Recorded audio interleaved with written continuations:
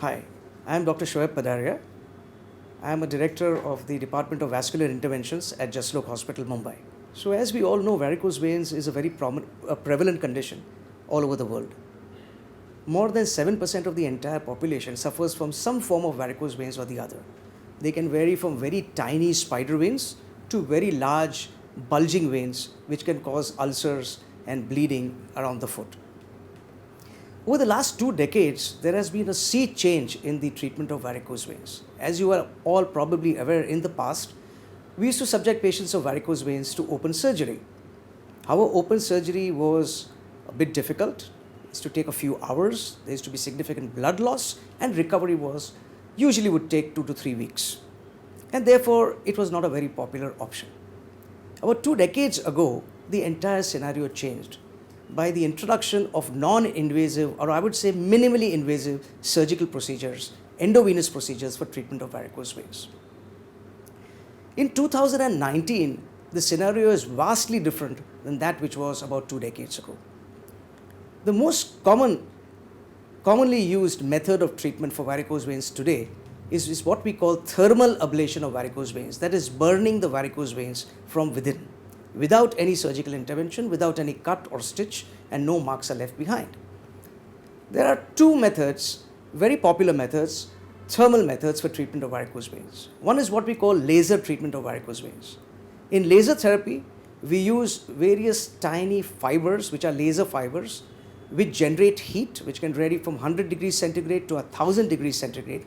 And this fiber is introduced into the vein percutaneously through a needle under ultrasound guidance, and can effectively close the vein within a matter of a few minutes.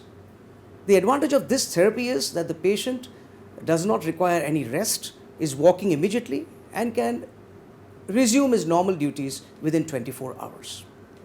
The most important aspect of this treatment also is that the recurrence rate following laser treatment is very, very low and can be as less as 5 to 10% at 5 years. And this is as compared to surgery, where the recurrence rate was more than 50 to 70% at 5 years. In the last 5 to 7 years, even in laser treatment, the fiber wavelengths have advanced quite a lot. And today the commonly used wavelengths are what are called the 1470 wavelength and the 1080 wavelength. And the fibers are also now the radial laser fibers. These technological advancements have made sure that the patient's suffering during the procedure is absolutely minimal. In fact, you'll be surprised to know that most patients don't even notice when we go in with the fiber in the vein, and once we finish the procedure, they're surprised that it's all over within a matter of a few minutes. Another thermal treatment is what is called radiofrequency ablation. The concept is very similar to that of the laser therapy, but in radiofrequency ablation, the heat is generated by means of radiofrequency energy. Here the fiber is a little longer, about 7 centimeters in length, and the radiofrequency energy is delivered circumferentially into the vein wall. Some doctors prefer radiofrequency ablation, some doctors prefer laser therapy. In my personal opinion, having done more than 20,000 cases in the last 15 years or so, the results of radiofrequency ablation or laser are more or less equal at the end of 1 year. There are 2 other methods which are not very popular, but which are gaining ground. One of them is what is called steam ablation. We introduce a very tiny plastic catheter into the vein, similar to the introduction of a laser fiber.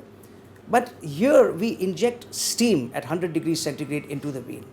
And this is very well controlled amount of steam which goes into the vein, and the vein is closed immediately.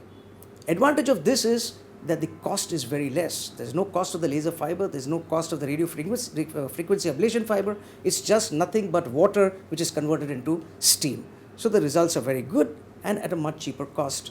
We have done a few cases at our center here, and we are quite gung-ho about this. We are waiting for US FDA approval to come, and I'm sure this will pick up quite a lot.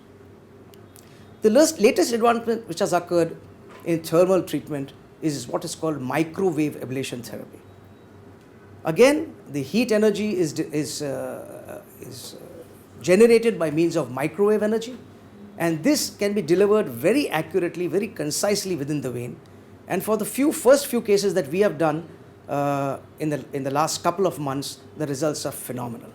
The patients have tolerated it very well, and the veins are perfectly closed on ultrasound guidance. Apart from thermal treatment procedures, There are certain other procedures which are also quite popular. One of them is called foam sclerotherapy. In foam sclerotherapy, what we do is we inject a particular chemical solution into the vein, and this chemical solution irritates the inner lining of the vein and effectively ablates the vein. Now, this can be injected either in a form of a liquid, or it can be generated into foam, and the foam is injected into the vein. The results of foam sclerotherapy also very good.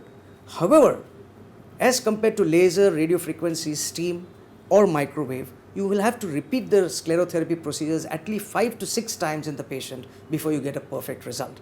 And many patients don't like that. What they want is a one-shot, one-time treatment for their disease. And therefore it has its limitations, but again a cost-effective option. Something which we have been doing since the last 4 or 5 years is what is called glue treatment for varicose veins. We inject a special type of medical glue called cyanoacrylate into the veins, and this causes effective closure of the veins. The advantage of this compared to the other procedures is that no anesthesia is required at all, and not only that, the patient does not need to wear any stockings after treatment. In this country where there's a lot of humidity, temperatures high, wearing stockings can be an issue. And for those patients who are very obese or who do not tolerate stockings, glue therapy is something which is picking up rapidly. It is a bit expensive as of now because it's recent, but newer companies coming into the market, especially Turkish glue, which is quite affordable. We've done almost 100 cases now. All the results have been quite good. What do I see the future of treatment of varicose veins? The future, of course, is that there's not been any surgery involved at all. It's all going to be these minimally invasive procedures. There are some procedures which I think will come into the next, in the next few years, which will be available, and one of them is what is called clip therapy. We introduced a small fiber or a tube into the vein, and then we inject a small metallic clip into the vein, which basically effectively occludes the vein.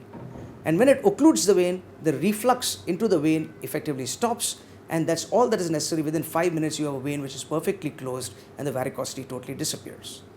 As of today, a lot of trials, human trials are being carried out, especially in Germany and Italy, on this clip therapy. But I believe that it will still take another 4 to 5 years for us to have adequate good results. Why are we stressing on all these techniques? The reason for stressing on all these minimally surgical techniques is that in this vast country of ours of 1.5 billion people, 7% of the population suffers from varicose veins. There are not just enough so many surgeons or vascular surgeons available to treat them surgically. And therefore, these non-invasive, minimally invasive procedures are very, very important for our country. They can be done very easily. Each operator can easily do 15-20 cases a day very easily and at a much cost-effective manner. So I believe endovenous therapy of varicose veins is here to stay.